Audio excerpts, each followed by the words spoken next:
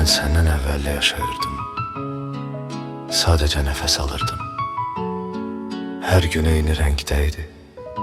Farklı bir seher yok idi. Sessiz bir otaqda özümle tek kalırdım her zaman. Bilmirdim ki itirdiğim tek şey mənəm. Ama sen geldin, hayatıma bir ışık geldi.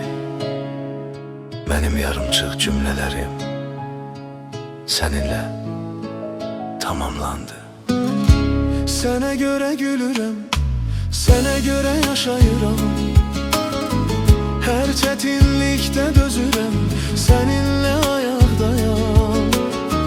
Sən sadəcə bir insan deyil, sən mənim daxili səsimsən. Bu həyatın ən gözəl hissəsi, mənim bütün nəfəsimsən. Sənə görə mən dəyişdim, köhnə qorxuları sildim. Sen benim tek ve benzersiz dünyamsan, bunu bildim. Milyonlarla üz var bu şehirde, milyonlarla ses. Ama senin bakışın tektir, senin pıçıltın bəs.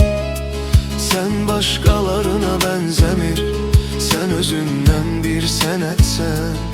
Benim hikayemdeki en vacip, en temel